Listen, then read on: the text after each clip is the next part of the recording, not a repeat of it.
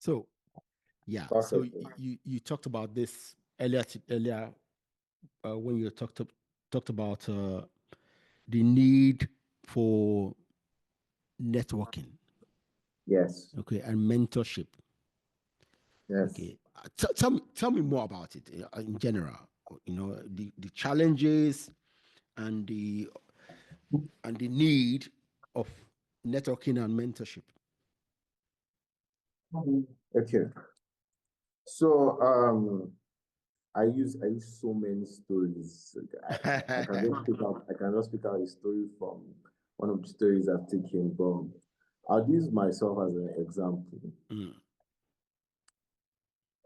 I give credit to all my mentors. The way I am, what I've been, I have so many mentors from people in my family, my dad, different people that have been able to inspire me to be who I am today generally. And I know what it is when you have people that have gone through that path. So I will give you a description. So to me, what mentorship is that somebody has gone ahead and like let's say there's a map now, for instance, there's this popular saying in Nigeria, follow who know road. Yeah. You understand? So like we can be like in a huge forest, in a maze, but then somebody has gone through that path before, has done the struggles of looking for where the end point is and already has a map. And you could actually easily just follow that person, listen to what they say, and follow the right directions. Yeah. And get to that end point. So let's say the person spent about 30 years to find that end point. Then the person tells you that, look, you don't have to spend the 30 years to find that end point. Exactly.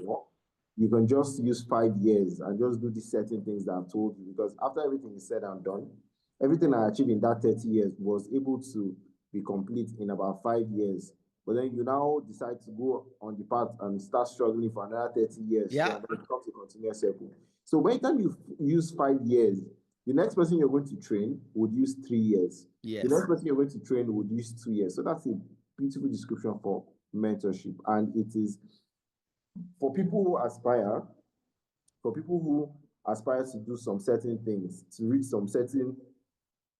some big, like I was talking to some people that just got admissions to do public health in John Hopkins, and then they told me, oh, it's actually not that difficult. You just do this, just do this, just do this. It's a beautiful thing because you know that there's somebody that you have in your, that is where mentorship and networking come. I would still talk about networking. Yeah. Now, the reason why I had access to those people is because of networking.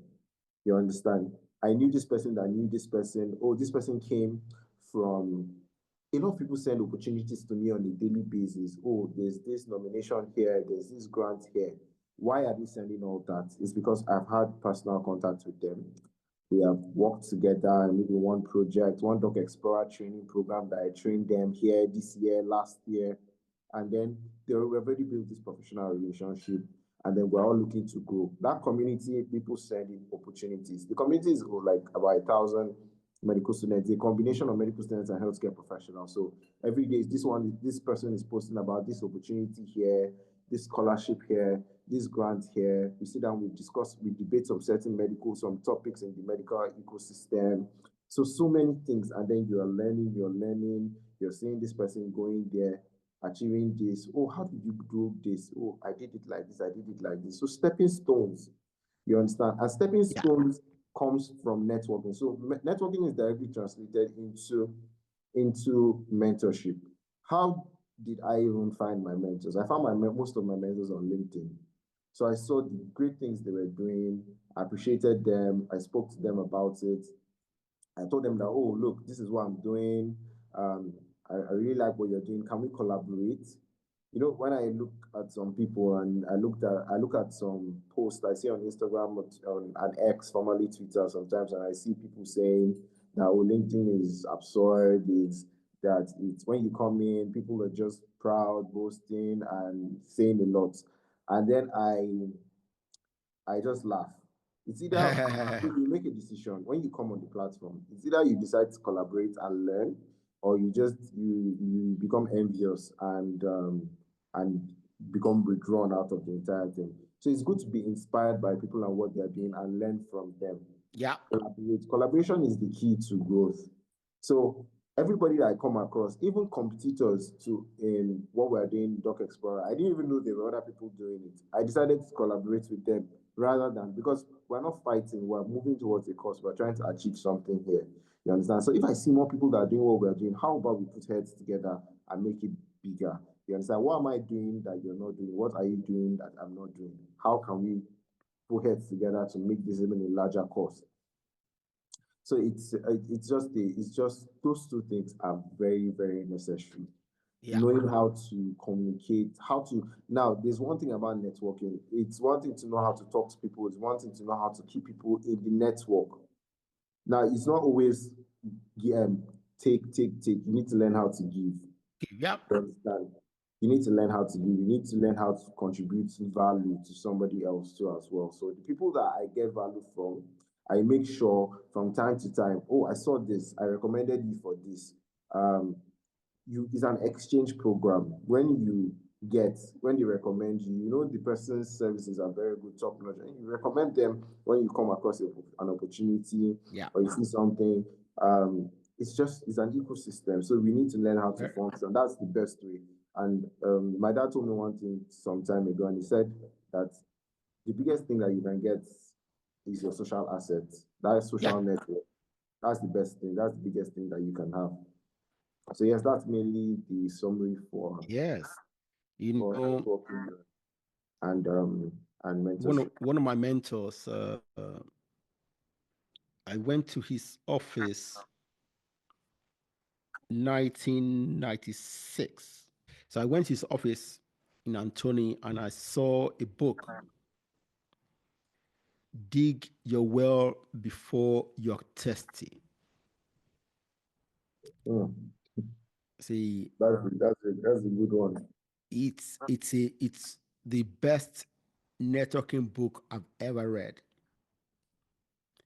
Dig your well before you're thirsty. Based on that, I started developing my network. But I found out that I made one mistake. I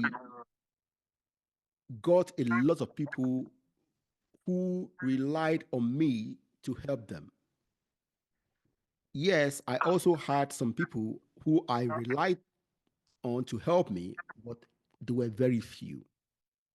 So I didn't build the network up and down adequately. I built down, but not up. So when I needed help, I didn't have enough people up there to help. Okay. So that's something I want guys to understand. When you build your network, build both up and down. Down. Okay. Yes. The people down, you're helping them to come up, and then you also reach up there and maintain that. It's for you to maintain those people up there so that whenever you need help, they'll be willing to help you. And see,